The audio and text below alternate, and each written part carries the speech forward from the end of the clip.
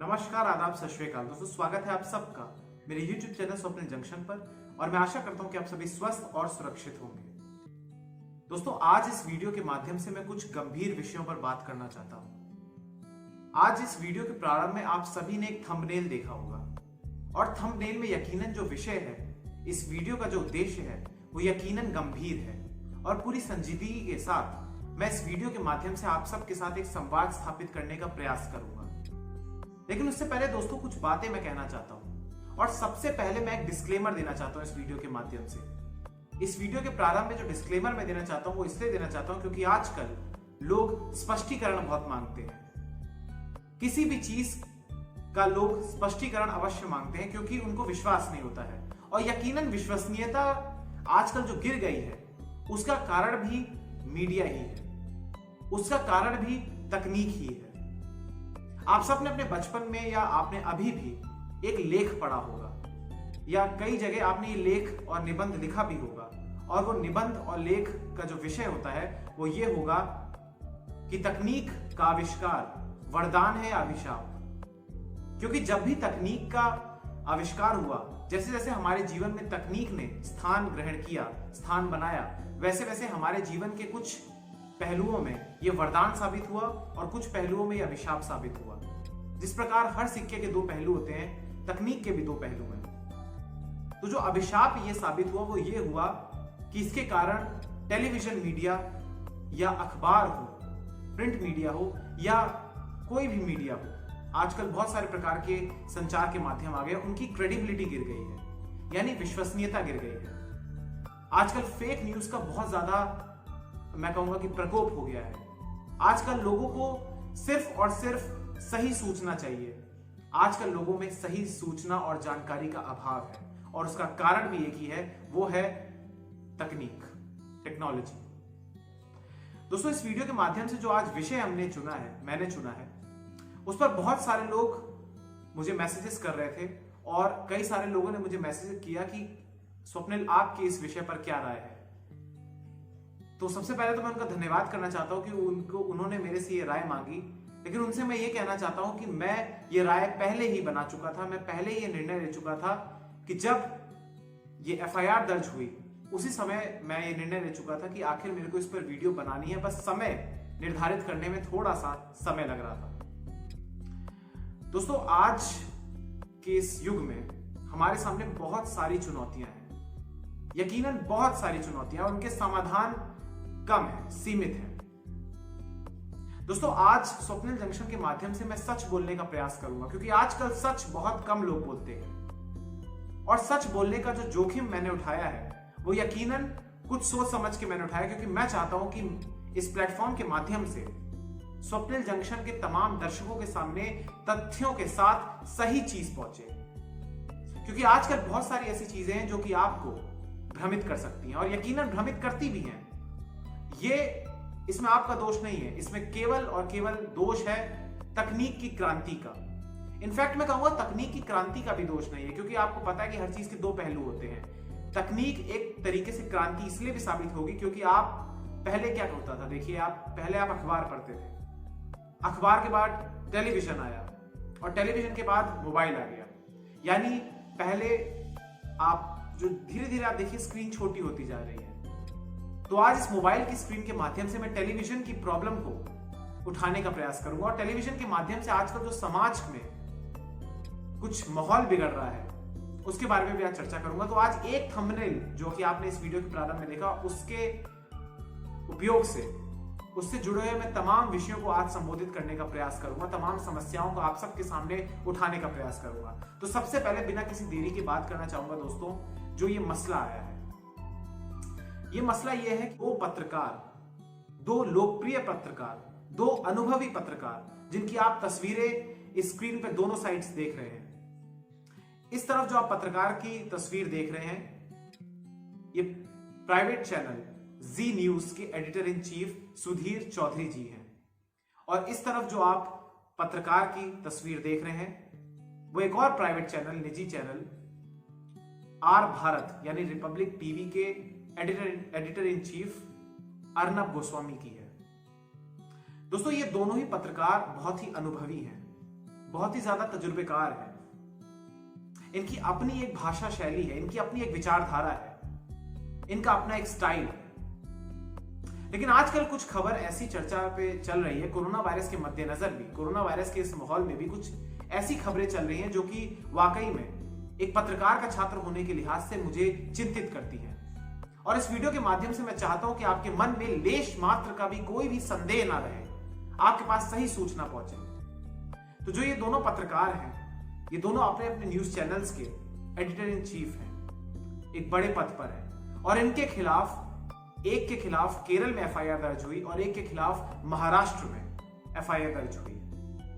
और इन दोनों पर यह आरोप लगे कि इन दोनों ने समाज में सांप्रदायिकता फैलाने का काम किया है, सांप्रदायिक सौहार्द को बिगाड़ने का कार्य किया है किसी एक धर्म विशेष को टारगेट करने के माध्यम से।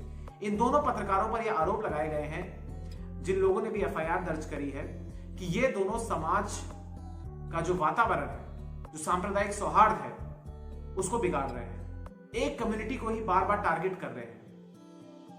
आज इस विषय पर बात करने का मुझे सौभाग्य प्राप्त हुआ दोस्तों इस चैनल के माध्यम से, तो चलिए इस पर बात करते हैं। दोस्तों, इस पर बात करने से पूर्व मैं आप सबके सामने एक बात कहना चाहता हूं। दोस्तों, हमारे भारत के संविधान ने आर्टिकल 19 के तहत भारत के प्रत्येक नागरिक को, याद रखिए, भारत के प्रत्येक नागरिक को, केवल पत्रकार को नहीं बल्कि प्रत्येक नागरिक को यह अधिकार मुहैया कराया है कि उसके पास अभिव्यक्ति की स्वतंत्रता है, उसके पास ये स्वतंत्रता है, उसके पास ये आजादी है कि वो अपने विचारों को किसी भी माध्यम से प्रकट कर सकता है।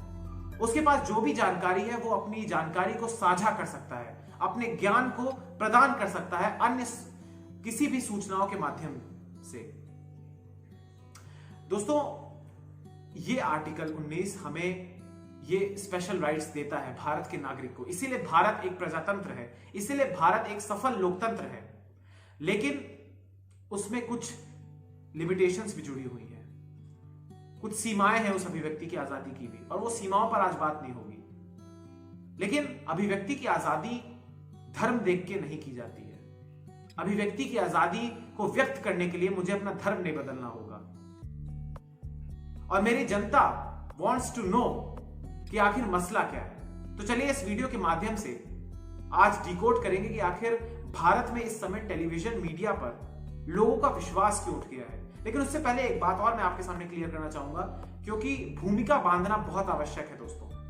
और सबसे पहले मैं क्लियर करना चाहता हूं, स्पष्ट कर देना चाहता हूं ये वाली बात कि ये वीडियो, इस वीडियो के माध्यम से आप तभी इस वीडियो को देखिएगा अगर आप कांग्रेस की विचारधारा से सहमत नहीं है और ना ही आप बीजेपी के समर्थक हैं।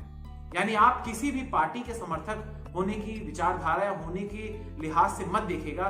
कृपया करके एक भारतीय नागरिक के लिहाज से इस वीडियो को देखिएगा, क्योंकि आपकी विचारधारा आप तक ही सीमित है और आपके पास ये अधिकार है कि आप उस विचारधारा को फैलाएं। आप जिस पार्टी के हैं आप उस पार्टी को समर्थन करें। लेकिन इस वीडियो के माध्यम से मैं आपसे ये विनती करता हूं, विनम्र प्रार्थना करना चाहता हूं कि आप कृपया करके निष्पक्ष होकर इस वीडियो को देखें, किसी भी पार्टी का समर्थक ना होकर। एक पत्रकार का दोस्तों ये कर्तव्य होता है कि वो किसी भी समस्या को या किसी भी घटना को निष्पक्ष होकर देखे, उसका विश्लेषण करे, तो किसी भी विचारधारा से प्रेरित होकर नहीं बल्कि निष्पक्षता के साथ और सच्चाई के साथ उसका विश्लेषण करे। यह होता है पत्रकार का धर्म। और इसी के साथ साथ पत्रकार का यह भी धर्म होता है कि वो जन समस्या को उठाए, समाज का आईना बने, समाज का दर्पण बने और सरकारों के सामने लोगों का वकील बने और समस्या को उठाए और जन कल्याण की सदैव बात करे और इसी के साथ साथ सही जानकारी को भी जनता की जो अंतिम पंक्ति है उसमें खड़े व्यक्ति तक पहुंचाए। लेकिन आजकल क्रेडिबिलिटी ऑफ मीडिया पर लोग शक करते हैं, संदेह करते हैं। लेकिन सबसे पहले ये मसला सुनिए, इसके बाद हम आगे थोड़ी चर्चा को और करेंगे। तो दोस्तों, सबसे पहले बात करेंगे अर्नब गोस्वामी की। लेकिन बात करने से पूर्व मैं आपसे एक बात कहना चाहता हूं, और वो ये बात है कि हो सकता है कि आप मेरी बातों से सहमत हो या हो सकता है आप असहमत हो। ये पूर्ण रूप से आपका अधिकार है कि आप किसी भी बात से एग्री करें या डिसएग्री करें। लेकिन मेरा ये कार्य है कि मैं आपके सामने सही बात रखूं और अपना ओपिनियन रखूं, ताकि आप तक सही सूचना पहुंचे और आपके पास कोई भी किसी भी प्रकार का भ्रम न मौजूद हो। तो सबसे पहले मैं बात करना चाहूंगा अर्नब गोस्वामी की। तो अर्नब गोस्वामी पर 2 हफ्ते पहले एफआईआर दर्ज हुई और सिलसिलेवार तरीके से कई सारी एफआईआर दर्ज हुई महाराष्ट्र में। अब एफआईआर क्यों दर्ज हुई इसका कारण भी आप जान लीजिए। देखिए, अर्नब गोस्वामी ने अपने डिबेट शो में कांग्रेस की अंतरिम अध्यक्ष सोनिया गांधी पर आपत्तिजनक टिप्पणियां करी, उनके खिलाफ आपत्तिजनक शब्दों का उपयोग किया, उन पर भिन्न भिन्न प्रकार के एलिगेशंस लगाए, उन पर आरोप लगाए कि वो साधुओं की जो निर्मम हत्या हुई थी पालघर में, उसकी जो खबर है उससे खुश हैं, वो सुन के ये खुश हैं उस घटनाक्रम से, और उसकी सूचना वो इटली में दे रही हैं फोन करके। तो इस प्रकार के आरोप अर्नब गोस्वामी ने लगाए, और अर्नब गोस्वामी ने जब ये आरोप लगाए तो इससे ये सच बात है और ये होना ही था कि कांग्रेस के जो समर्थक हैं, चाहे वो यूथ कांग्रेस समर्थक हो या उसके जो समर्थित दल हो या खुद कांग्रेस पार्टी हो, तो वो आक्रोशित होंगे। और इसी सिलसिले में कुछ लोगों ने वहां जो यूथ कांग्रेस के वर्कर्स हैं, ऐसा माना जा रहा है कि उन्होंने अर्नब गोस्वामी की कार पर, जब वो अपनी पत्नी के साथ घर जा रहे थे, घर वापस लौट रहे थे, तो उस पर हमला किया, उस गाड़ी पर लिक्विड भी फेंका। और इसके बाद अर्नब ने एक वीडियो बनाई और अर्नब ने खुद ही उसमें ये घोषणा करी, ये बताया कि उसके बाद, उस घटना के बाद जो उनके सुरक्षा गार्ड्स थे, उन्होंने उनको पकड़ लिया है, जिन्होंने भी उनकी गाड़ी पर हमला किया। और उसके बाद उनसे जब पूछताछ करी तो वो यूथ कांग्रेस के वर्कर्स निकले। अब मेरा ओपिनियन ये है इस पर कि अर्नब गोस्वामी एक पत्रकार है, एक बड़े चैनल के ओनर हैं, एडिटर इन चीफ हैं। अर्नब गोस्वामी को पत्रकारिता का सिंपल सिद्धांत ये पता होना चाहिए कि वो व्यक्तिगत रूप से किसी पर भी इस प्रकार का हमला नहीं कर सकते हैं जो कि किसी भी व्यक्ति की मानहानि को ठेस पहुंचाए, किसी भी व्यक्ति की मानहानि करता हो। ये सबसे बेसिक सिद्धांत होता है, और इसके कोई भी तथ्य प्रूफ नहीं किए उन्होंने, कोई भी फैक्ट्स ऐसे नहीं रखे, कोई भी ऐसा प्रमाण नहीं रखा कि सोनिया गांधी ने इटली में फोन किया, और उन्होंने अनलगल आरोप लगाए और इसके बाद उनको रिपरकशंस फेस करने पड़े। यकीनन सीमाएं होती हैं आरोप लगाने की, यकीनन एक पत्रकार का ये कर्तव्य होता है कि वो लगातार जहां पर भी गलत हो रहा है, यदि उसको कुछ गलत लगता है तो वो उसको उठाए, लेकिन उसकी भी एक सीमा होती है, उसका एक तरीका होता है। इस प्रकार से नहीं कि आप बिना किसी तथ्य के, और तथ्य हो भी तब भी आप किसी पर भी व्यक्तिगत हमला नहीं कर सकते। आप उस पार्टी पर हमला कर सकते हैं अगर आप उससे सहमत नहीं है, यदि वो गलत कर रही है, लेकिन आप व्यक्तिगत रूप से कैसे किसी पर इस प्रकार का आरोप लगा सकते हैं जो कि देश का एक नागरिक है, देश का एक नागरिक है, और उस पर इस प्रकार का आरोप जो कि वाकई में दुख पहुंचाता है। तो ये था मेरा point of view Arnab Goswami को लेकर, और मैं अर्नब गोस्वामी ने जिस प्रकार से सोनिया गांधी जी पर जिस प्रकार से भी आरोप लगाए, अनलगल आरोप लगाए, वो गलत थे। हो सकता है कि जो उनकी भाषा शैली है वो कुछ लोगों को सही लगी हो, लेकिन मैं पूर्ण रूप से इस भाषा शैली को नकार देता हूं, क्योंकि आप आरोप लगाइए, लेकिन इस प्रकार की भाषा शैली, किसी पर भी व्यक्तिगत हमला कतई स्वीकार नहीं है। इसके साथ ही मैं एक बात और कहना चाहता हूं कि यदि इस देश में कोई भी व्यक्ति किसी भी व्यक्ति के विचारधारा से सहमत नहीं है, या उसके पॉइंट ऑफ व्यू से सहमत नहीं है, उसके बयानों से या उसके टिप्पणियों से सहमत नहीं है, तो क्या वो उस पर हमला करेगा? ये देश कानून से चलता है, ये देश संविधान से चलता है। इस देश में गुंडा राज नहीं है। आखिर कैसे उन दो वर्कर्स ने एक पत्रकार पर हमला किया, ये वाकई में इस देश के लोकतंत्र पर सवाल उठाता है। आखिर कैसे उसको इतनी स्वतंत्रता मिली कि वो एक पत्रकार पर हमला करे, वो भी तब जब वो अपने परिवार के साथ जा रहा हो। पत्रकार पर हमला करना अति निंदनीय है। इस घटना की मैं निंदा करता हूं और भर्त्सना करता हूं। किसी भी प्रकार से आप असहमत हैं, यदि आप किसी भी व्यक्ति से असहमत हो, तो क्या आप हिंसा का उपयोग करेंगे? ये गलत है। दोस्तों, अब बात करते हैं जी न्यूज के editor in chief Sudhir Chaudhary ji की। तो सुधीर चौधरी पर यह आरोप लगाया कि 11 मार्च को उन्होंने अपने बहुप्रतीक्षित कार्यक्रम, प्रसिद्ध कार्यक्रम डीएनए में एक ऐसा सेगमेंट दिखाया जिसमें उन्होंने एक धर्म विशेष को टारगेट करते हुए एक टर्म का उपयोग किया जिसका उन्होंने फ्लो चार्ट बनाया।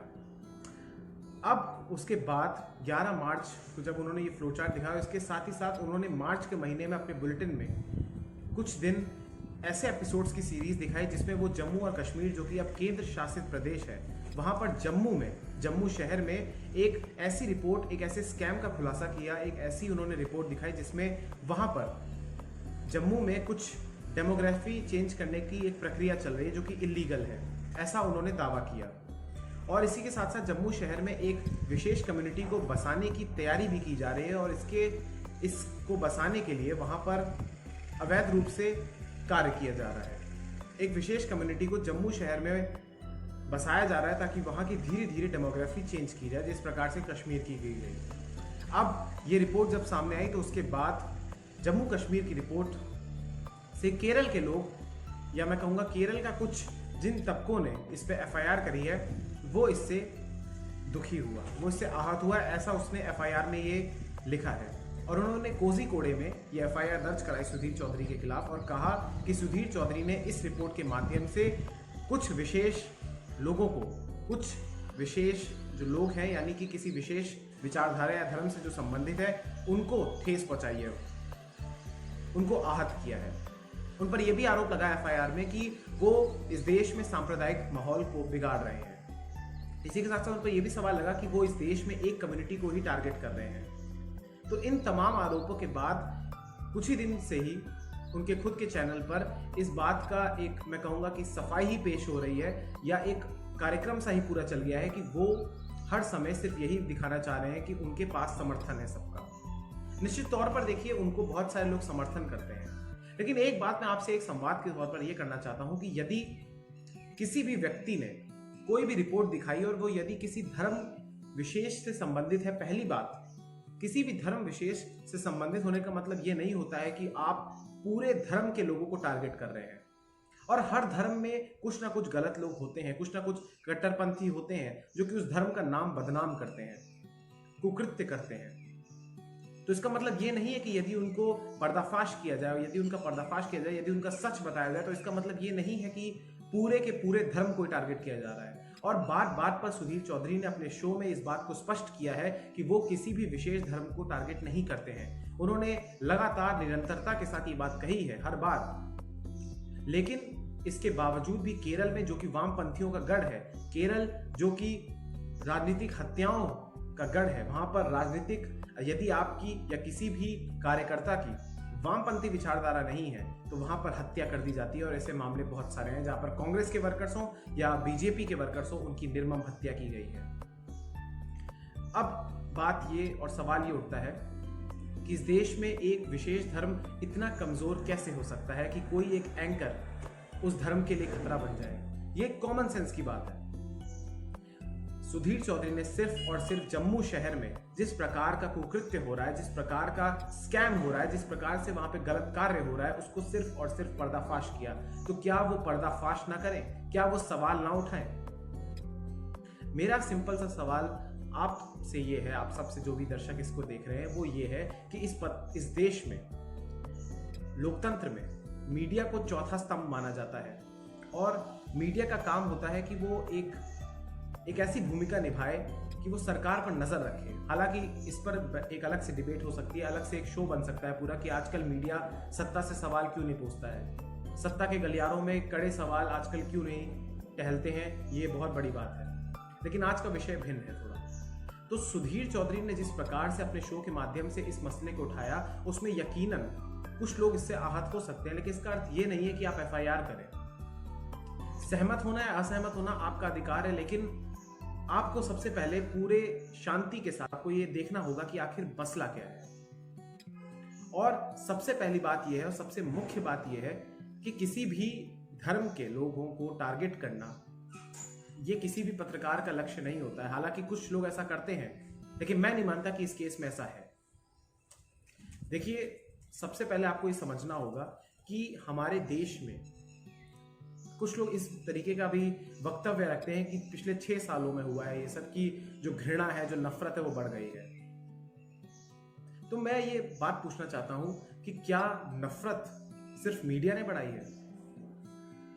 और अगर बढ़ भी गई है तो क्या इसमें लोग जिम्मेदार नहीं है? मीडिया ड्राइव करता है सोसाइटी को, ठीक है, मीडिया राय बनाता है समाज की, ये मैं मानता हूं, लेकिन इसमें उतने ही लोग भागीदार हैं जो कि इस विचारधारा को बिलीव करते हैं, विश्वास रखते हैं उन पर। सिर्फ मीडिया ही इस पर जिम्मेदार नहीं है। अब एक बात और मैं आपसे शेयर करना चाहता हूं कि देखिए, लोकतंत्र में हम सबके पास ये अधिकार होता है कि हम अपनी विचारों को रखें, और एक पत्रकार के पास तो ये विशेष अधिकार होता है क्योंकि वो एक सिपाही की तरह ही होता है। जिस प्रकार से देश के वीर जवान सीमाओं पर देश की रक्षा करते हैं, उसी प्रकार से देश के भीतर एक सैनिक की भांति ही, एक वीर सैनिक की भांति ही पत्रकार भी आप तक खबर पहुंचाता है।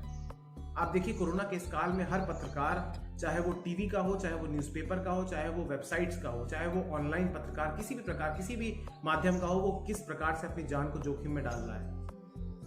लेकिन इस देश में ये तो बड़े बड़े पत्रकार हैं, इसलिए इनका मसला उठ गया, इसलिए इन पर शोज बनते हैं, इस पर मैं भी बात कर रहा हूँ, ठीक है, मैं भी ये बात मानता हूँ। लेकिन इस देश में आज भी ऐसे छोटे छोटे पत्रकार भी हैं जो कि जिन पर कार्रवाइयां होती है, जिनको जेल में डाल दिया जाता है। उसके बाद जब सुप्रीम कोर्ट हो या तमाम हाई कोर्ट्स हो, जब वो इंटरवीन करते हैं, जब वो बीच में आते हैं, उसके बाद उनको छोड़ा जाता है, लेकिन तब तक उनको बहुत प्रताड़ित किया जाता है। इस देश में हो सकता है कि आप पत्रकारों की विचारधारा से सहमत ना हो, लेकिन उनको प्रताड़ित करना, FIR करना, ये गलत है। आजकल मैं सोशल मीडिया के प्लेटफॉर्म्स पर देखता हूँ कि काफी सारे मीम्स बनते हैं, जिसमें कुछ पत्रकारों को दक्षिणपंथी पत्रकार कह दिया जाता है और कुछ पत्रकारों को वामपंथी कह दिया जाता है, कुछ को टुकड़े टुकड़े गैंग कह दिया जाता है, कुछ को कह दिया जाता है कि वो प्रेस क्लब के गलियारों से हैं, कुछ को कह दिया जाता है कि वो लुटियन जोन्स के पत्रकार हैं। आखिर ये कैसा हो गया है हमारे देश में? पत्रकार को तो यूनाइटेड होना चाहिए, और वो चाहे किसी की भी सरकार हो, अगर वो गलत कार्य कर रही है तो उसको पर्दाफाश करने का कार्य करना चाहिए। समाज में कहीं भी गलत हो रहा है तो उसको सामने लाने का कार्य पत्रकार का होता है। लेकिन आज जब 2 पत्रकारों पर इस तरीके से हमला हुआ है, उसके बावजूद आप देखिए किसी भी अखबार में कोई लेख नहीं लिखा गया, किसी भी अखबार में इसकी खबर को नहीं छापा गया, कोई भी अखबार में या मीडिया चैनल में, दूसरे मीडिया चैनल्स में भी इस बात की डिस्कशन तक नहीं हुआ। आखिर मीडिया हाउसेस में आपस में इतना कंपटीशन कैसे है? चलिए, कंपटीशन को मैं मानता हूं, प्रतिस्पर्धा को मैं मानता हूं, प्रतियोगिता को मैं मानता हूं, ठीक है, लेकिन जब आपकी ही बिरादरी का एक पत्रकारों पर इस प्रकार से FIR दर्ज हो रही है, उस पर भी आप लोग चुप हैं। आपका मौन यकीनन चोट पहुंचाता है मुझे। एक पत्रकारिता का छात्र होने के लिहाज से मैंने ये वीडियो बनाई है, और आपका ये पूरा अधिकार है कि आप इस बातों से सहमत हो या ना हो, लेकिन ये मेरा पॉइंट ऑफ व्यू था। आप अपने विचारों को कमेंट सेक्शन में डाल सकते हैं। इस वीडियो को आपको कैसी लगी मुझे कमेंट सेक्शन में बताइएगा। वीडियो को लाइक कीजिए, चैनल को सब्सक्राइब कीजिए, बेल के आइकन को दबा दीजिए और इस चैनल को सब्सक्राइब कर दीजिए। बहुत बहुत धन्यवाद। जय हिंद, जय भारत, वंदे मातरम, इंकलाब जिंदाबाद, सत्यमेव जयते, नमस्कार। और एक बात मैं अंत में जाते जाते ये कहना चाहता हूँ दोस्तों, कि हमारे देश में, लेकिन सबसे पहले मैं अपनी बात करना चाहूंगा, देश की बात में करूंगा। मैं किसी भी वीडियो के शुरुआत में नमस्कार, आदाब, सत श्री अकाल के साथ शुरुआत करता हूं। वो इसलिए करता हूं क्योंकि हमारा देश विभिन्न समुदाय, विभिन्न जातियों, विभिन्न रंग, विभिन्न लिंगों से मिला जुला एक देश है। और जिस प्रकार से एक बाग में तरह तरह के फूल होते हैं, उसी प्रकार से तभी बाग की सुंदरता बढ़ती है जब उसमें विभिन्न प्रकार के फूल होते हैं। और इसी प्रकार से ये अलग अलग समुदाय के लोग, अलग अलग जाति धर्म के लोग, यही हमारे देश की सुंदरता है। और हमारे देश हिंदुस्तान का यही एक पॉजिटिव पॉइंट है कि ये देश हमेशा से एक धर्मनिरपेक्ष देश है। इस देश के DNA में सहनशीलता है, इस देश के DNA में पंथ निरपेक्षता है, इस देश के DNA में कट्टरपंथ नहीं है। लेकिन कुछ लोग हैं जो कि कट्टरपंथी विचारधारा को प्रसारित कर रहे हैं, और वो हर जगह है। आपको उनसे सावधान रहना है बस। बहुत बहुत धन्यवाद। जय हिंद।